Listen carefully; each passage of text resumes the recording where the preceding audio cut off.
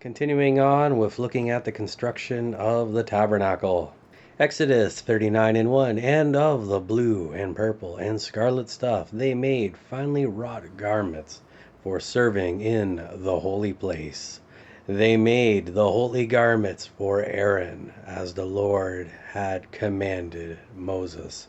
In the last chapter, we looked at the creation of the courtyard of the tabernacle, and in the previous one, it was the tabernacle itself. There was some crossover between them, but here we are in the continuation. Now we're looking at the garments, the clothing of the high priest. Exodus 39:2. And Bezalel made the ephod of gold, blue, purple, and scarlet stuff, and fine twined linen. 39:3. And they beat the gold into thin sheets and cut it into wires, to work into the blue, purple, and scarlet stuff, and the fine linen in skilled design. 39:4. They made shoulder pieces for the ephod, joining to it at its two edges. So here we have the description of the craftsmanship revolving around the ephod. And the ephod is a sleeveless garment. It is similar to what we would refer to as an apron. So the high priest will have his robes on, and then the ephod goes over top. It's kind of the I would say overcoat, but it's more like an apron. It's kind of like a covering, and it's going to have this intricate designs and fine working in here of these different colors of thread. We don't know exactly what the design and what the thing actually looked like and how the different thread colors were woven together.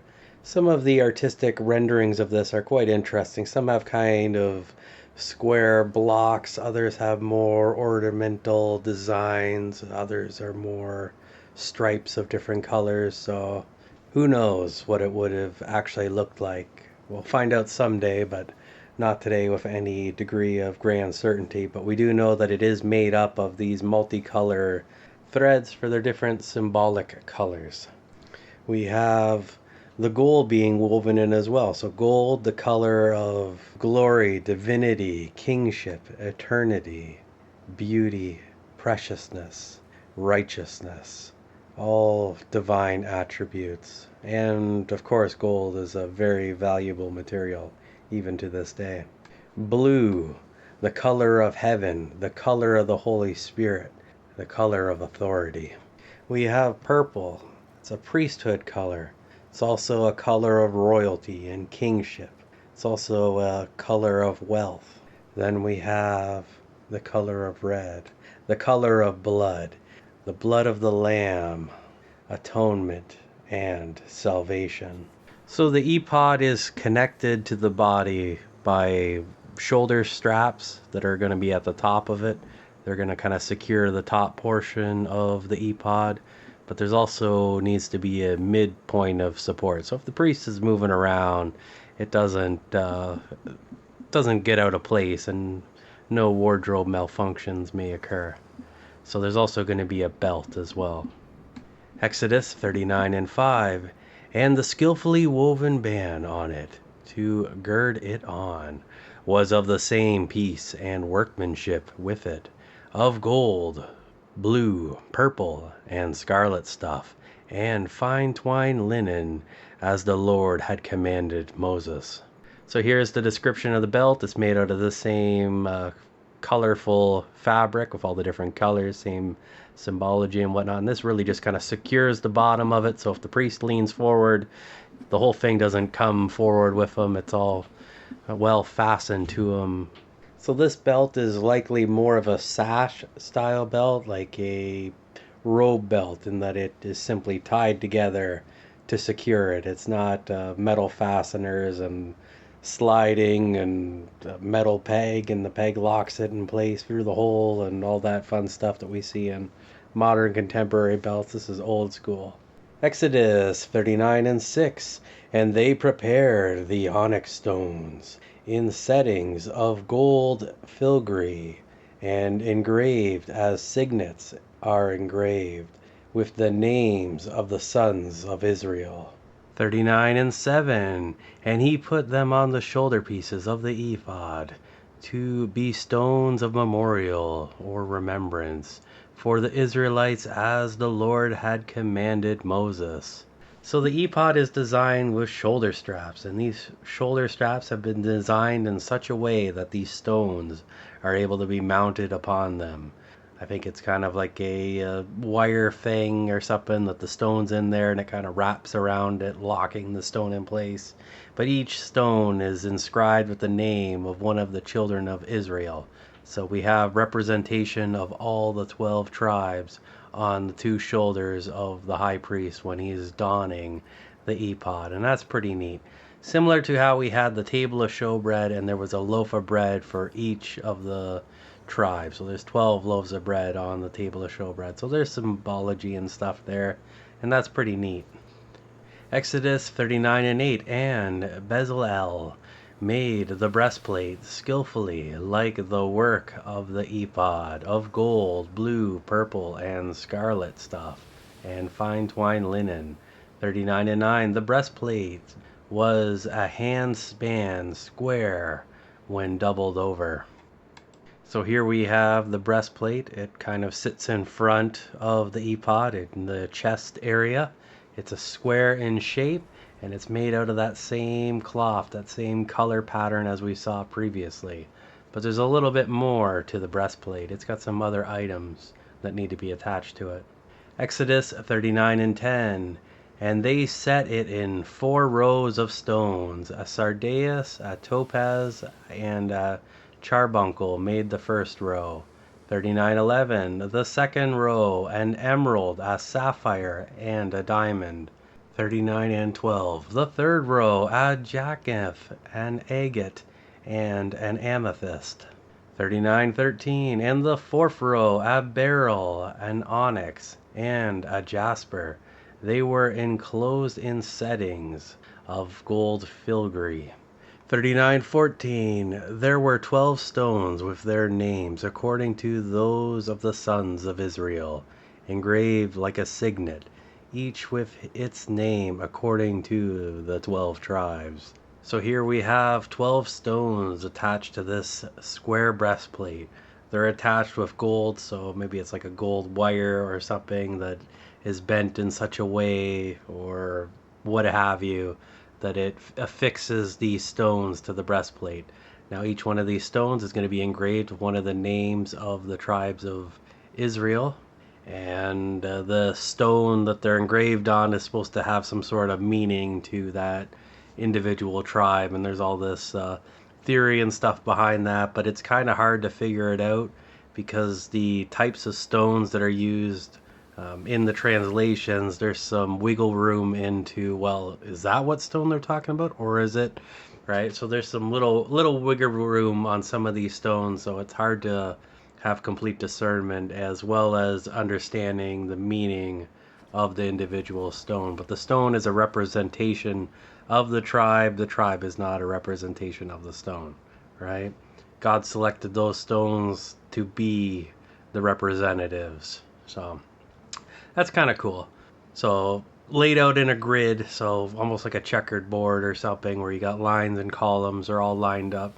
A lot of the artistic depictions of this have these stones kind of carved in such a way that they're like square and they sit together all nice and pretty, but I think that would be hard to do. Like, you'd have to find a stone that's bigger and then kind of cut it down to do that. I think the stones would probably be maybe not of necessarily the same shape or size, but arranged in such a way that they lined up and looked good. So I don't know, it's hard to say. Exodus 39:15. And they made at the end of the breastplate twisted chains like cords of pure gold. 39:16. And they made 2 settings of gold filigree and 2 gold rings, which they put on the 2 ends of the breastplate. 39:17. And they put the 2 twisted cords or woven chains of gold in the 2 rings on the edges of the breastplate. 39:18, and the other two ends of the twisted cord or chains of gold they put on the two settings, and put them on the shoulder pieces of the ephod in front. 39:19, they made two rings of gold and put them on the two ends of the breastplate on the inside edge of it next to the ephod. 39:20, and they made two other gold rings and attached them from the two shoulder pieces to the ephod underneath in the front, at its joining above the skillfully woven band of the ephod. 39:21, they bound the breastplate by its rings to those of the ephod with a blue lace, that it may lie upon the skillfully woven band of the ephod, and that the breastplate might not be loosed from the ephod, as the Lord commanded Moses. So the breastplate is connected to the ephod in multiple locations. We have what looks to be holes in it that this rope goes through, and it kind of ties on to around the shoulder strap location. And then we have another set of bindings to hold it towards the chest at the lower portion of it. So I'm thinking kind of in the middle or the bottom of it, so that if the priest moved around or did whatever, that this breastplate would not move around, that it's firmly fixed to the ephod. So now we have the completion of the breastplate and the ephod. There's still quite a few more clothing items to go, so we'll have to get through that. Exodus 39:22, and he made the robe of the ephod of woven work, all of blue. 39:23, and there was an opening for the head in the middle of the robe, like the hole in a coat of mail, with a binding around it that it should not be torn. So here we have the robe of the ephod. Now this is not like a bathrobe, one that you can just kind of throw on after getting out of the shower. This is a robe that has a hole where the head goes in, and then it's got the sleeves. So you put it on by putting your head through it and then sliding it all down. I believe it's what's called a seamless robe or seamless jacket. So it can only be worn in one method. And of course it's olive blue for the blue symbology that we discussed previously. The color of heaven, the color of the Holy Spirit, and the color of authority. The neck's also reinforced so that when you're putting it on, if it stretches out a little bit, that it won't tear or fray or wear out. So it's a resistant thing, a durability point. Exodus 39:24, on the skirt of the robe they made pomegranates of blue and purple and scarlet stuff and twined linen. 29:35, and they made bells of pure gold and put them between the pomegranates around the skirt of the robe. So the robe here is not made to go directly down to the floor.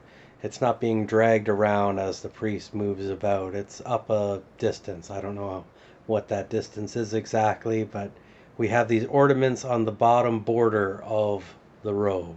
There are pomegranates and there are gold bells, and they alternate and go all the way around. Now the pomegranates, not 100% sure what those are for, but a pomegranate is a fruit, and inside the fruit there's a lot of little tiny seeds. The word that we use for grenades, I believe, comes from the French word for pomegranate. So there's kind of maybe an idea or something that way, or that has absolutely nothing to do with this whatsoever. It's a good fruit. Pomegranate stuff generally tastes good, but I don't know what the spiritual meaning is of it. Now the bells, that's a little different. The bells are on the bottom there, so that when the priest moves around, the bells make noise. So even minute movements, because there's so many bells, there's a little bit of a breeze or something, the robe moves a little bit, it would make noise. So when the priest goes into the Holy of Holies, they tie a rope around him. And if the bells stop making noise, they know the priest is dead and they can drag him out of there.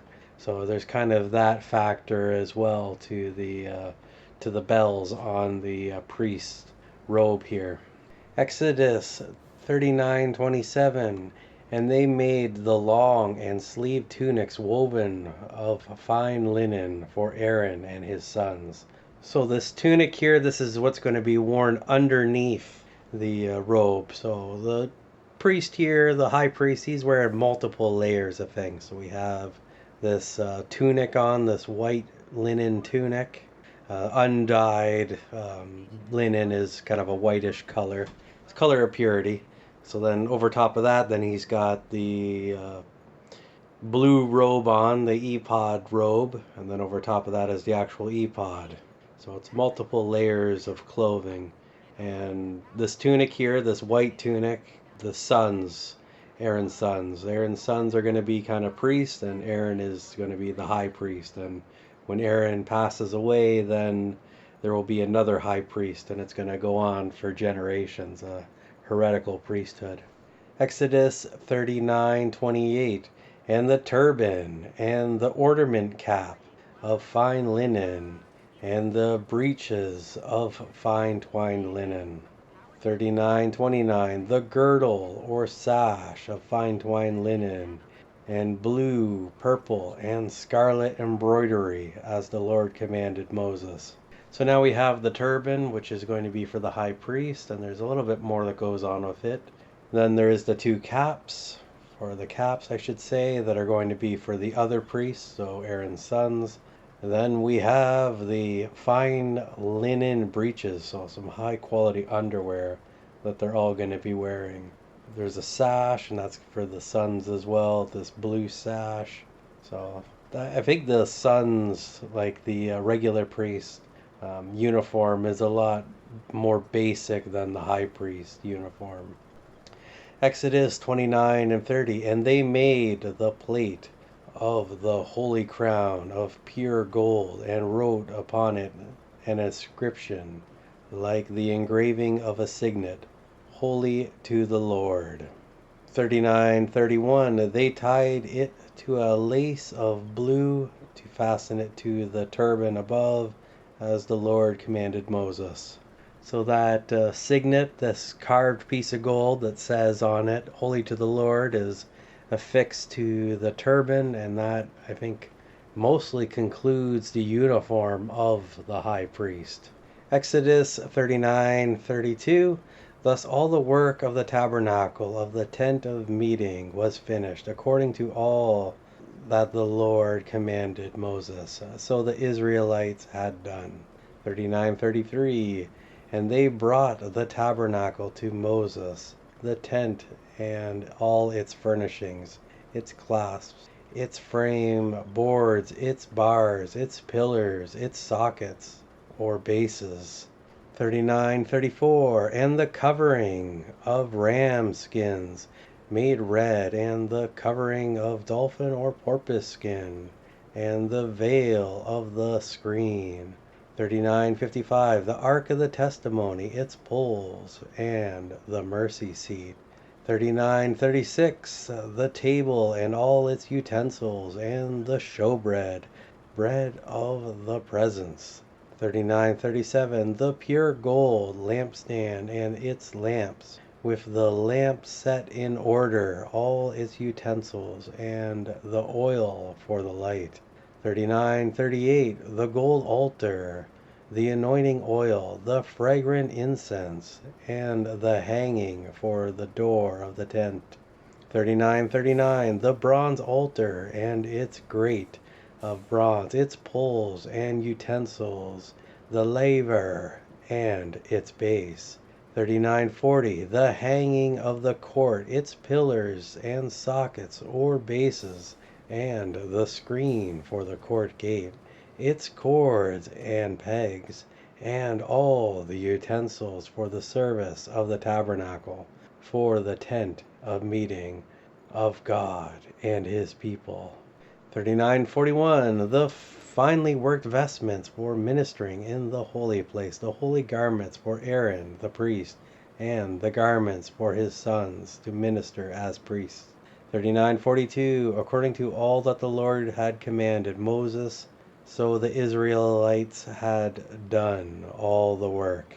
39:43, and Moses inspected all the work, and behold, they had done it, as the Lord had commanded, so had they done it, and Moses blessed them.